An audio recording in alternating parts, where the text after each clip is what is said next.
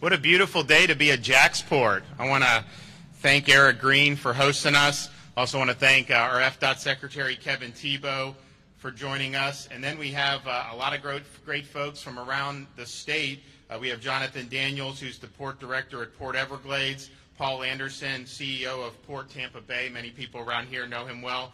Alex King, Port Director at Port of Panama City. And then, of course, we got a lot of great folks here with me today.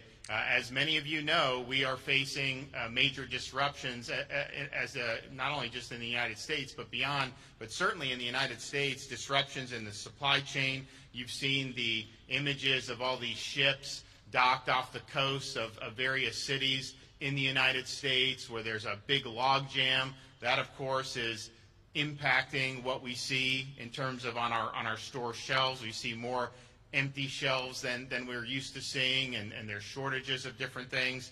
Of course, we're also seeing increased costs in terms of inflation. Year-over-year increase in food prices so far is the highest it's been in 10 years.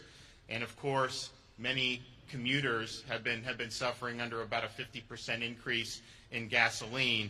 And so you see a lot of problems. I know they just announced, well, in California, maybe they'll start having the port operate 24/7.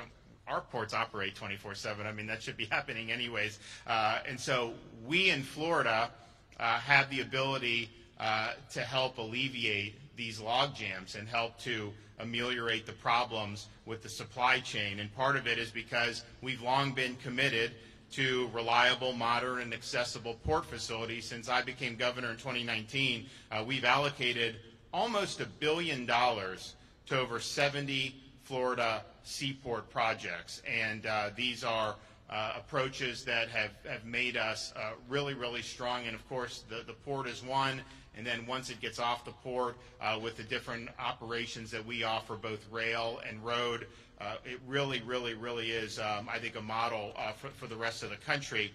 So we're here, we have capacity, and not only that, I'm proud to announce, and I'm going to let the directors talk a little bit more, that JAXPORT and some of the other ports are also stepping up even above and beyond by offering incentive packages to businesses who want to move their cargo through these ports like JAXPORT. This will make a huge difference. If you think about a place like JAXPORT, you have close to 100 million consumers that live within 1 day's drive of JAXPORT.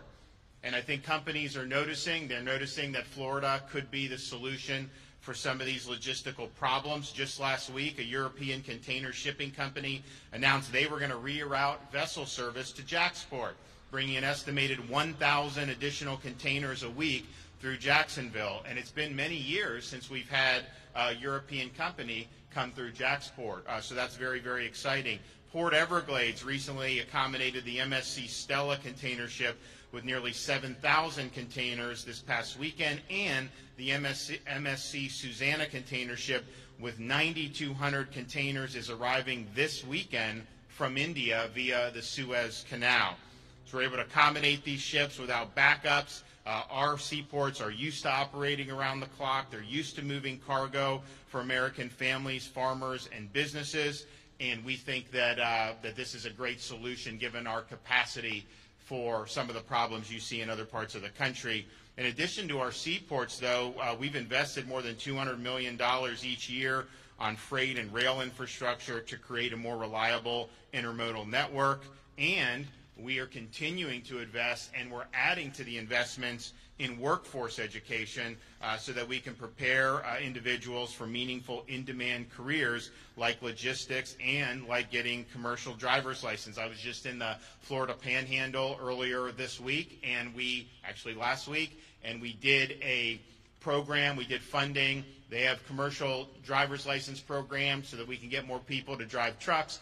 But they also need people that can service these trucks. So we launched, we did almost $3 million. They're going to add a diesel technician program to what they already have. And these are really important jobs. They're in demand. And I know JAXPORT works with the local. I think all these ports work with some of the local educational institutions to make sure that we have folks coming on these tracks. And so we're going to continue to do that. Since 2019, since I've been governor, we've increased enrollment in high-quality post-secondary career and technical programs by nearly 50%. We've added 50 new apprenticeship programs, and over the last year, 2020, we did 15,000 more industry certificates awarded than we did in 2019, and so that continues to grow.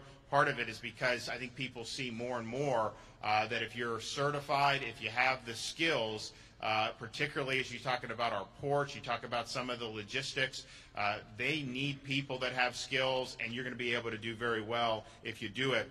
So Florida's here. We want to make sure that Americans get the goods they need, particularly as we approach the Christmas season.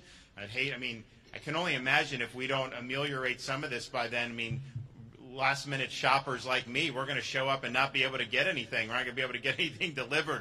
So that will cause a lot of heartburn. So I actually got to make a note that I got to do it a little earlier this year. But hopefully, with what we're doing here, more and more folks coming to our Florida ports, that will be able to help solve some of the problems that we're seeing. So I'm proud of what we've been able to do, and I'm really proud of these seaports that we have in the state of Florida.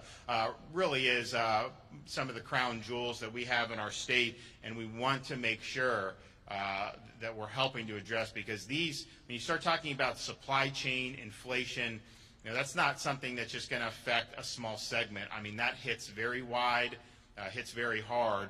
And so Florida's here, we've got capacity, and we also have incentive packages to make it worth your while to be able to bring your business through our ports. So first one that's going to talk about some of what they're doing here and what they can offer businesses going forward is Eric Green, the CEO of JAXPORT. So Eric, want to come up?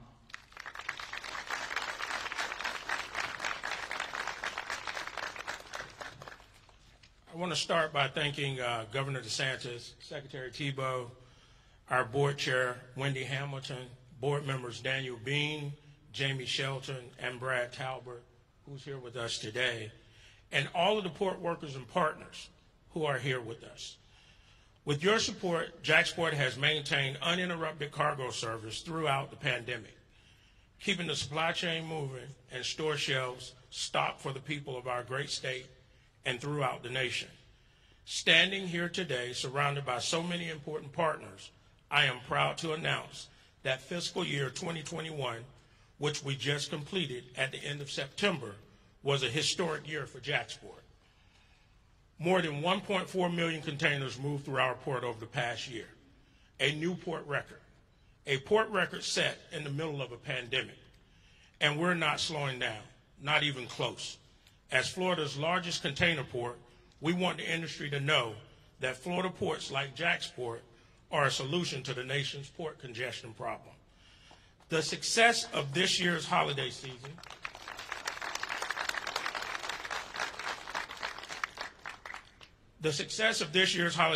depends on shippers and ocean carriers diversifying their port calls and utilizing uncongested ports like ours.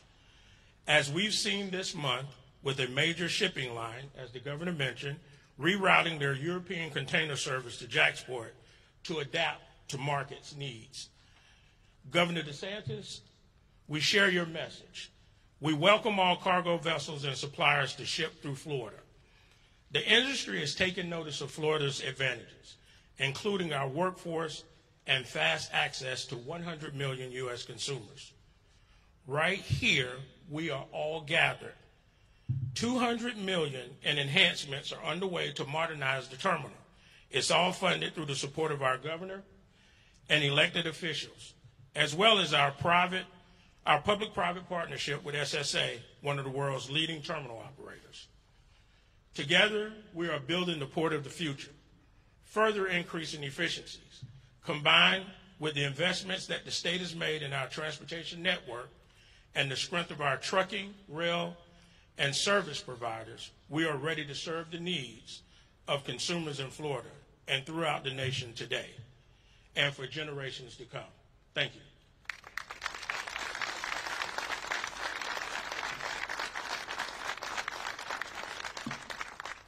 Well, thanks, Eric, and we're really excited about all the great stuff that's gone on with JAXPORT. Congratulations. Next, I want to bring up Ike Sherlock.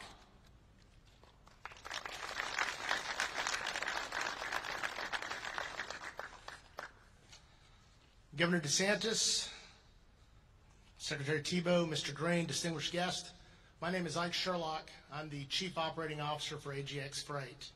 And today, I proudly stand as a representative of the transportation and logistics workforce for the great state of Florida. Truckers, warehouse workers, brokers, and many more, all essential workers that are critical in the supply chain between the Florida ports and the consumer. The governor mentioned a very notable thing. From where we stand right now, almost 100 million consumers live within a one-day truck transit drive. Think about how perfectly positioned we are from a geographic standpoint to strike and strike quickly. Almost 100 million consumers. I would like to call out good communication and positive working relationships as they apply to our host venue, JAXPORT. JAXPORT has successfully leveraged relationships with our truckers and warehousemen to not only seamlessly handle record import numbers, but as a team on the export side, we have mobilized huge amounts of massive military deployments and huge human relief efforts.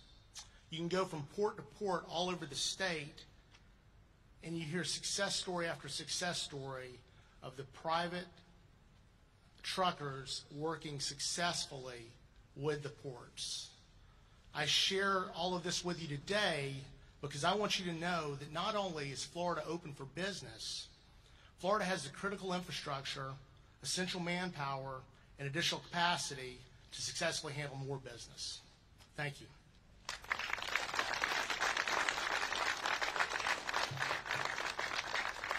Okay, Mark Masaglia delivering remarks.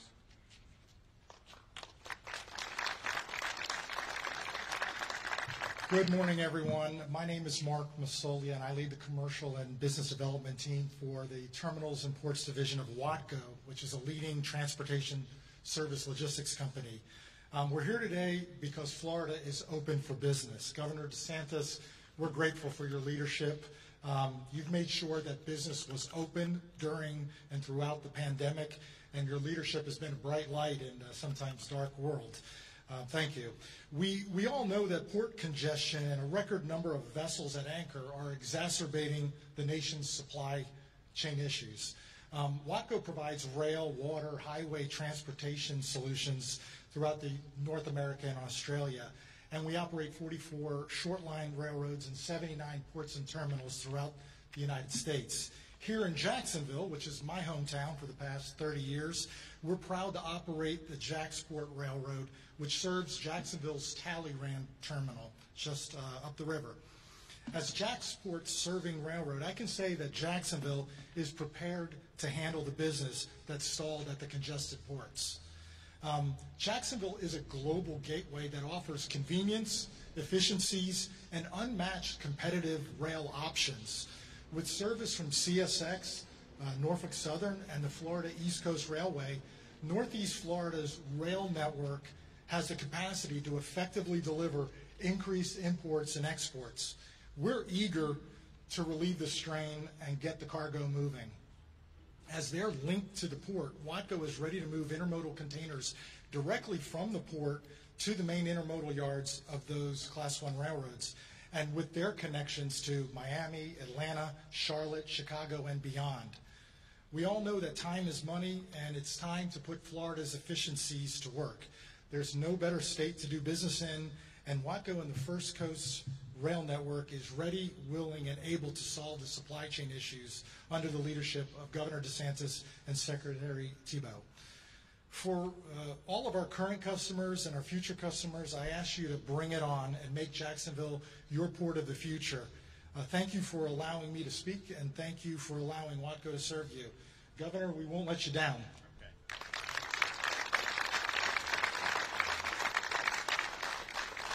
Okay, from Port of Tampa, Paul Anderson. Yeah, thank you, Governor DeSantis, Secretary Tebow. Thank you very much for the support that you've given to our ports. so that we can be here today to support your vision that you've said to the world, our nation, and our state. We're open for business. And so are our ports open for business, and not just 8 hours a day. We work round the clock.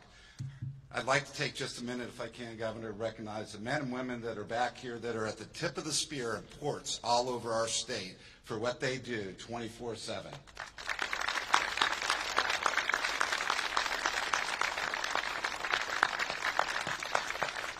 I'd also like to say, I see some old friends. Good to see you, Lake.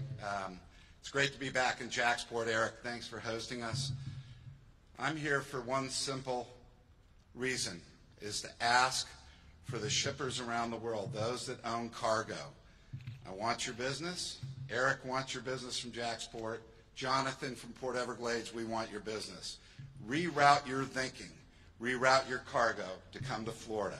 We stand ready to offer you incentives that will make it ideal and cost savings so that these men and women in our ports can move your cargo to get to consumers so Governor DeSantis can late shop and still get what he needs. Thank you very much.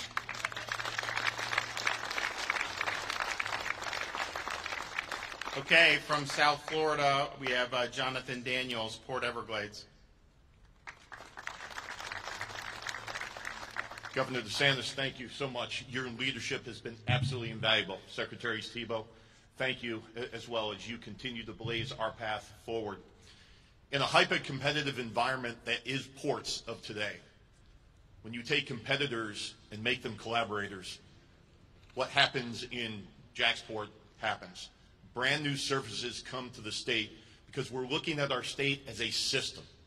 15 ports strong, willing to take on any level of competition that's out there, allow the governor to make sure, as Paul said, that he can get his shopping done in plenty of time. But it also allows the consumers of the state of Florida and the majority of the United States to be able to see what efficiency looks like in ports and to look at an integrated transportation system that meshes ports, rail, highways, and air in a seamless transportation network that is the state of Florida's transportation system. Governor, thank you for your leadership. And again, has been said, we're there to be able to support you. We're there to be able to support the shippers, the carriers on a global basis. And as has been said many times, Florida is open for business 24/7. Governor, thank you.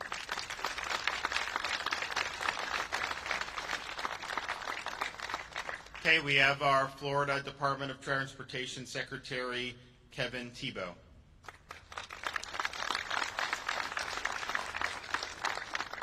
You're on notice. The First Lady is probably going to keep you on task here, so just no pressure or anything. But what a great day, as the Governor said, to be here in Jacksonville and JAXPORT. And you've heard the commitments, right? You've heard that this Governor and the department has made these commitments. But it's not only at the port side. It is at those intermodal connections. Whether it be the highway mode or the railroad mode, we have made those commitments. And we'll continue to do so in the years ahead. So we are open for business, as you've heard. I like what Mark said. Let's bring it on. We're ready to go, and we can help whatever the freight needs are for the region. Thank you very much.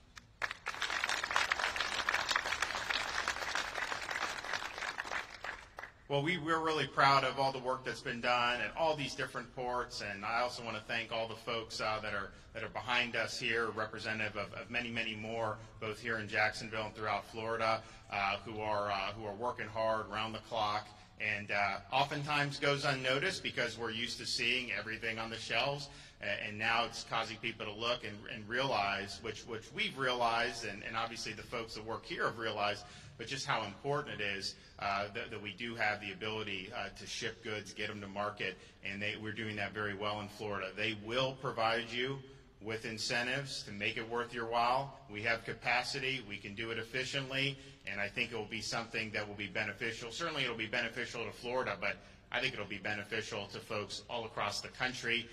We have to make sure people can go Christmas shopping as normal. We have to make sure that all the necessities are there.